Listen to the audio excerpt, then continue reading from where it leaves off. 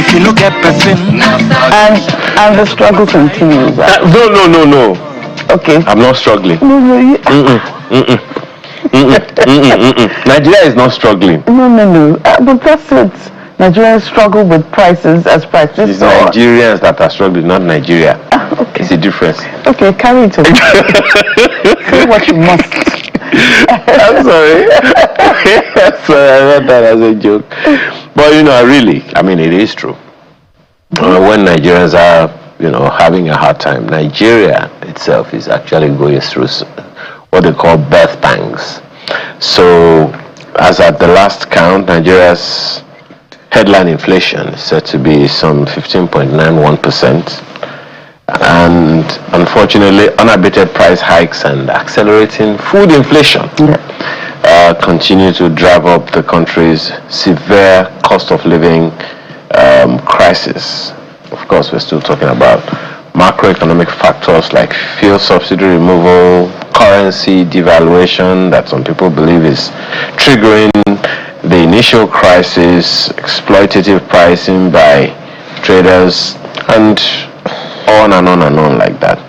Let's have conversations this morning about this matter with the founder and president, Consumer Advocacy Foundation of Nigeria, CAFON.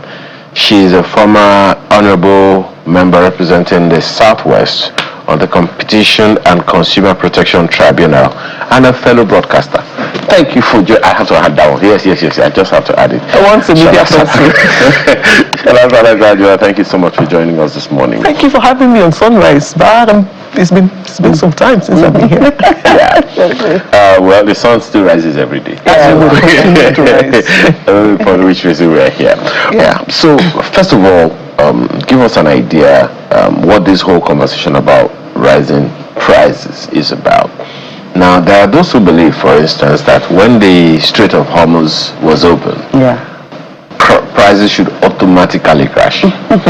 Because when the president announced fuel subsidy is gone, that very day, prices hiked immediately. So maybe there is some understanding that Nigerians need to get about why prices hike suddenly. Is it exploitative by the operators, or is it the economy that is making it? It's interesting. When I was going to prepare for this was one of the things that I actually looked up. And you find that the issue is that as a consumer, we think in terms of, I want to buy this is the price, I plan for it, I buy it. The retailer or the seller also is thinking in terms of the cost of production or the cost of replacement and not the actual price or profit. So at the point at which he buys a product, I've had a very bad back and forth with retailers on this. When you buy a product and you have already put your markup, you have put your pricing, you have put your profit, and you put it at a particular price to the consumer. If something happens in the market to distort the market, that's when you immediately just jack up the price. So something that I bought and I was selling at 10 naira before, there's some problem in that part of my market, and then replacement cost for me becomes 30 naira. Immediately, I change the price of what I have left on my shelf in order for me to be able to replace it. Right. That's what causes that instant markup. Should it be? No. But one of the reasons why that is in Nigeria is because for businesses, access to capital finance is very, very difficult. In other environments, what would normally happen is if there is going at the point of replacement, I just approach my bank and I take a loan or something at comfortable rates so that the increase is not immediately transferred to the consumer.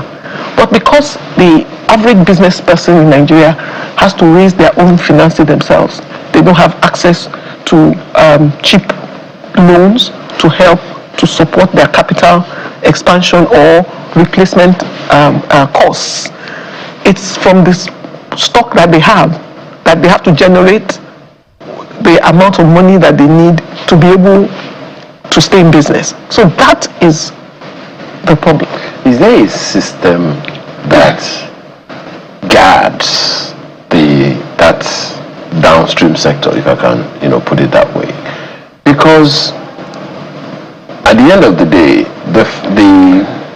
we understand the perspective of the dealer, the person who is, dispensing to me, but then it hasn't. The person's challenge has not increased my own income. If anything, it has made life a little more difficult for me, and so it is it's a cycle. A very vicious one. Once they do that one, I'm also thinking I'm selling tomato, not petrol. Automatically, Forex will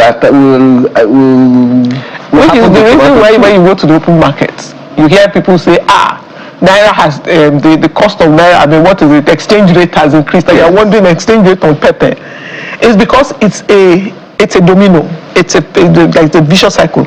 If you increase your pricing, it affects my own inputs, and that means I also have to increase my pricing to go for me to be able to stay in business and be able to provide the service that you want. So it's a vicious cycle. Now it shouldn't be. I just explained to you. I said it really shouldn't be so. The peculiarity of the Nigerian environment makes it even harder. Cost of living is a problem globally. If you listen to foreign news, you know that everybody is really struggling with it. Even when you watch films, So it's a global thing, but our own environment makes it even more excruciating because of so many things that are not really in place to help to cushion the effect of the cost. So what? Because you've explained it away, and the reasons. When the prices go up, and you want to increase your own prices so that you can have. You can afford, and to stay in business. Yeah, to stay in business, and you can afford the replacement. But why does that have to be passed down to you and I? Can't you just get the money to be able to replace it? Why do you have to inflate what you didn't buy for that amount? So you're almost getting like 100% or 150%, 200% profit. Just because you want to be able to replace your stock, then I have to pay for that. My argument has always been, which is when I talk to the retailers about this, my argument has always been, it's as if you are making your consumers shareholders in your business and they don't get dividend. Because your shareholders are the ones to help you raise capital, to expand your business or to meet replacement costs and quote. But because many of these businesses are individual private businesses, they don't have a board, they don't have shareholding and all that. It's not illegal. Wow. It becomes illegal when you exploit those circumstances, and that's the reason why we have the FCCPC. That's the Federal Competition and Consumer Protection Commission. They are set up to regulate and monitor consumer, not just prices, consumer protection. They're supposed to protect consumers in the marketplace and ensure that there is fair markets. That means the market is fair to every participant. That's both to the consumer and even to the businesses, because we don't want the businesses to pack up. Right. But so, does it not look like price gouging? Because what kind of structure do we have in place? I'm not sure how much the FCCP can do. I think it's just individual cases that people report to them, then they now take action. Do we have a structure in place in Nigeria that ensures that those kind of things do not happen? The structure is multifaceted. Oh, wow. Okay? Yeah. And because Nigeria practices a free economy, we cannot regulate prices. Okay? Price regulation does not help. So what we do is we try to promote competition. You will find that government is actively involved in ensuring that more participants are in the marketplace, because competition is one of the tools by which you can use to force prices down. If, for instance, 5 of us are providing the same service. Somebody can decide to use a price drop as their own strategy to attract businesses, which is how you force prices down. I mean, remember the old when we used to have when they told us it was impossible to charge. That was the fastest one I can think. Family billing, and then Glo came on board and started charging. I was actually going to go to that as well, because before then we had 3 telcos, and they all said the same thing. All of them said the same thing. That's collusion. That's okay. So how do we explain that? What if we have a situation like that as well? Because there was a time in this country as well where we had very, very few petrol stations, so petrol dealers, and they all faced one direction. I did check with the FCCPC, and I know that right now they are already investigating. They're doing some surveillance activity, especially in that petroleum sector. They actually released a press release recently where they identified that, look, they noticed that yes, prices went up when there was friction in the Strait of Hormuz, but the prices even come down to the same measure as when the place was free.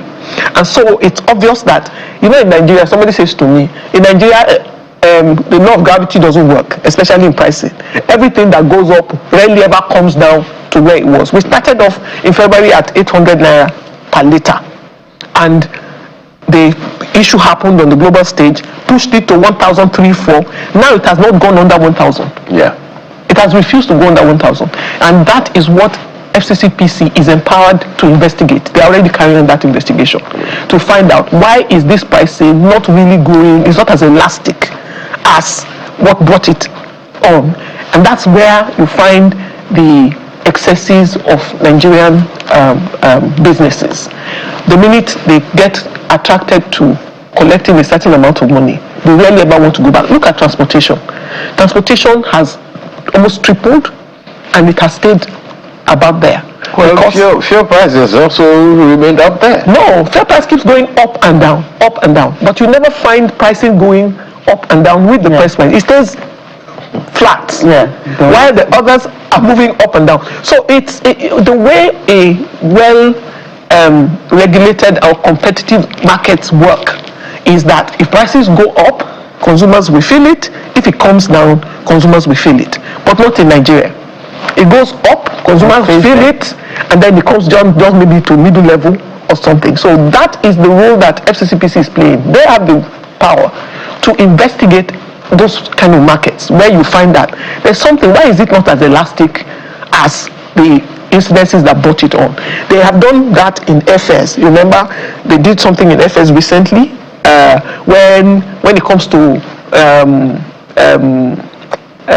celebration periods like December and all that, fares just become so astronomical. And so they found out that it was not commensurate with maybe an increase in fuel, petroleum, jet fuel or something, that the price, they measured, it increased like 300-400% more than the increase. And so they're already investigating it, and if they do find that is price gouging, and they can penalize and hold those people. But that's the other time I spoke about structure.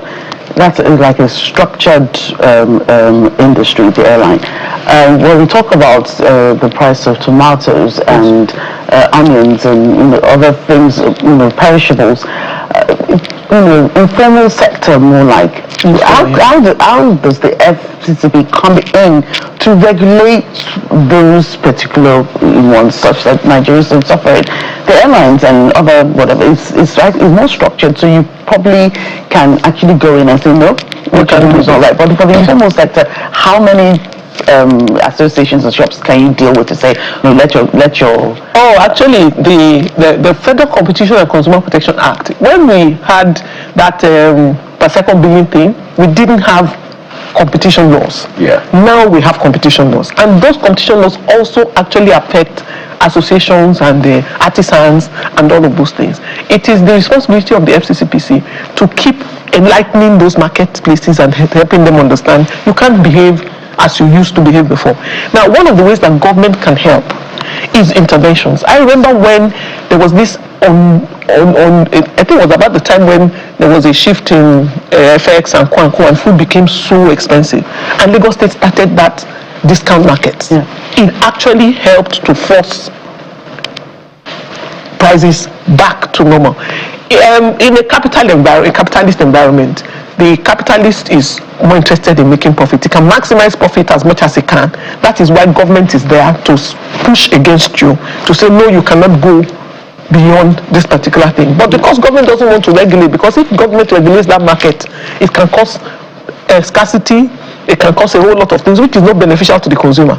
So there are a lot of tools in government hand to modulate and to work with markets to bring it down. But basically we can only still appeal to the conscience of the average Nigerian. It's so important that we all understand that our actions, when I put unnecessary increase on my own service, the person who is benefiting from that service will also have to increase his own, which would eventually come round and bite you. So it's a cycle. Yeah. And until we get that understanding, we will keep pushing back and forth. The yam seller will need the egg seller one way or the other. But then there's something you have been advocating. You've been talking about an AI-empowered consumer. Oh. How is AI going to affect the price of tomato? Oh, you'll be shocked at what AI has the capacity to do. I'm actually still experimenting it. One of the greatest challenges that I find in advocating for consumer protection for the past almost 25 years I've been in this space is that a whole lot of Nigerian consumers don't even know that they have rights. You know, there are some problems we face that we know it is structural. We have to work our way through it. But there are some that are totally unnecessary that we could actually prevent, but we don't because we are not aware that we have the tools to prevent it.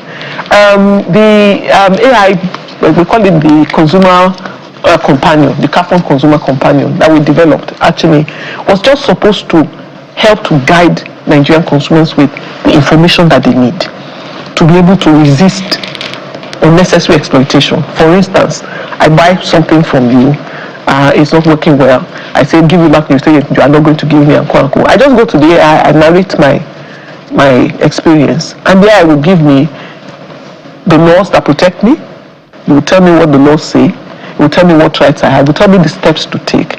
And if I have to write you a letter of complaint, the AI can actually draft the letter for me in such a way that anybody who gets that letter knows that the person who's sending this letter knows what they're doing.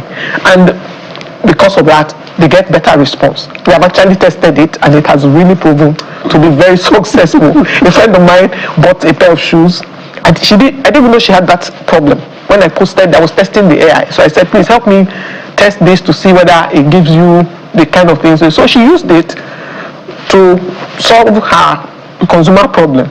She said she'd been asking them to give her a refund and they'd be telling her, no, we cannot refund, we don't do this. And for like a few weeks. But when the AI drafted the letter for her and she sent it to them by WhatsApp, she said in 15 minutes, my money was paid. I said it was, she said yes. Because you actually now have powers and you now have structures, consumer structures that are in Nigeria now that were not there 5-10 years ago. For instance, in Lagos State, I can speak to Lagos State because I worked with them, I used to be on the board, and Lagos State has a Lagos State Consumer Protection Agency, very active.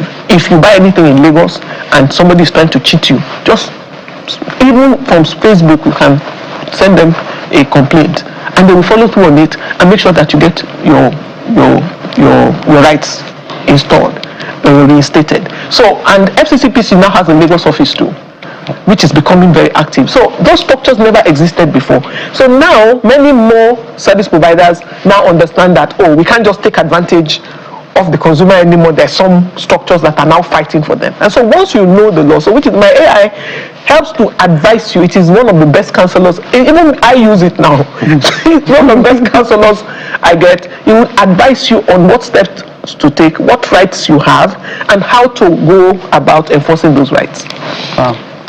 Very, very interesting. Very, very, very. Please, that's your tool. Where can we get it? It's I'm trying to build it into an app now, but it's available. I can just I'll send you the link where you can actually download it onto your phone, and you can use it anytime. The reason I'm asking is, at least it will give some people some respect that even though the prices are not coming down, at least I don't have to be. Actually, you can actually do. I'm going to work on it to do that. I can do some price checking for you. Absolutely. So before I go out to buy anything, I go online actually and find out. I want to buy this. What is the price range? So I get a good price range. Something happened to me some months ago. I followed my friend to go buy a curtain, and in Yaba, and we just walked into a shop, and we said we wanted to buy this curtain. The guy looked at us and told us 17,000.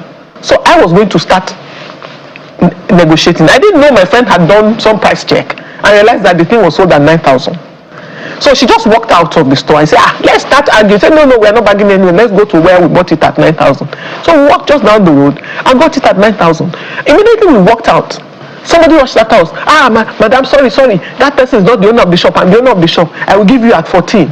So whenever you go into the open market, before you go, that's what the benefit of artificial intelligence. Just say, I want to buy this. What is the price range across markets? You have a good price range, so that by the time you go to the marketplace, you can still haggle. But at least you have an idea. Most of us don't have an idea, so whatever the person calls it for us is what we start, and we think, we got a bargain. We have already cheated. Now I know what to do when I want to buy a cow.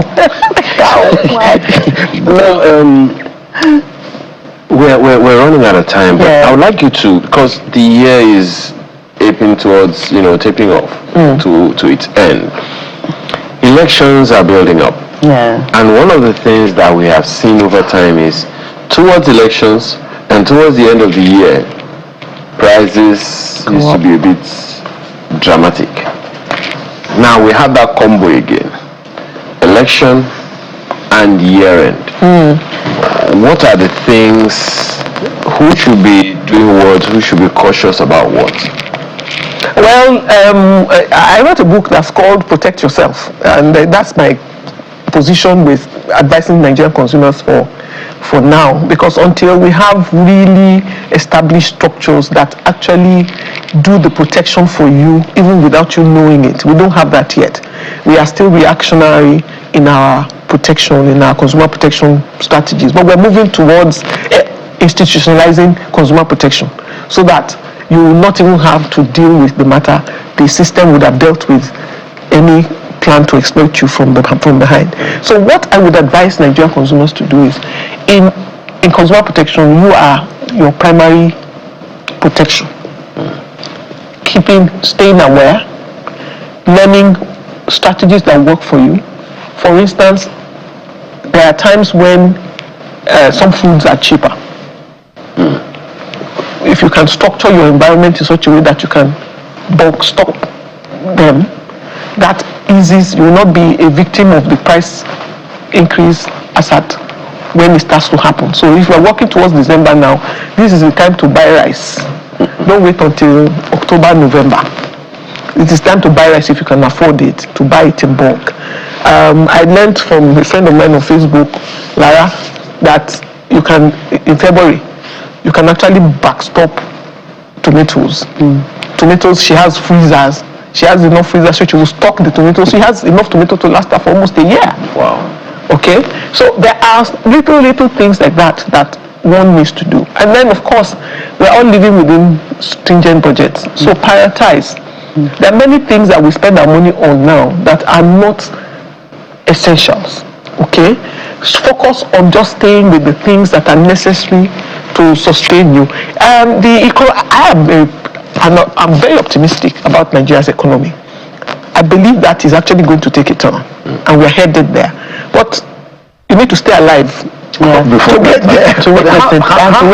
How about some service providers that have intermediaries, like airports, the railway system, for instance? Sometimes they also have some kind of intermediaries that they can't. The owners of the business are finding it a bit hard, to manage those people. What would you advise? I don't understand that question. Okay. sometimes you want to buy a flight ticket to a particular place. You check a particular platform. It's okay, those platforms. But then there is an intermediary that sells it at some kind of like a premium. Yes. And then you're wondering, I just saw this thing, and then before you know what is happening, it's so those are the options. You see, that's what competition is supposed to do. It's supposed to create those options. I don't have to buy from you. I can buy from somewhere else. For instance, I don't buy my foreign flight tickets from agents. I buy directly from the airline. That's just me. It works for me. So, and sometimes I find it cheaper with the airline than I do with the agent. Or they say sometimes the agent is able to help you out and go. I don't mind. I'll just go to the airline and just buy from them. It's safer for me. So we want to be able to create more options for Nigerians in every market, so that if I want to buy train tickets, I don't have to go to just one person. The business, the company itself should have a platform where I can buy direct from them at their price. Now, what usually happens is that they would have, but you never get that ticket on that because somebody would have backstopped it and then will now be selling it at premium. If we have those kind of things, those are the things that are called consumer violations. You can actually report that platform, and that's what FCCPC, Lagos State Protection, and all the other protections can step in for you. At least now we know that, especially because you are a Competition and Consumer Protection Tribunal member. I was. Yes, you were. I was. At some point. So now we know who to call to advocate for us. I'm still an advocate. No, I will always be an advocate. No, I know who I call. I'd be very glad. People call me on Facebook, everywhere I am there, go to. So I will always be. But I am no longer working within the government structure. So now I'm available to help you navigate your consumer. You're not singing Davido's song. I'm available. Thank you so much for your time. Thank you very much. Salako Ajulo is the founder and president, Consumer Advocacy Foundation of Nigeria, CAFON. Thank you again for your time. Thank you very much for having me.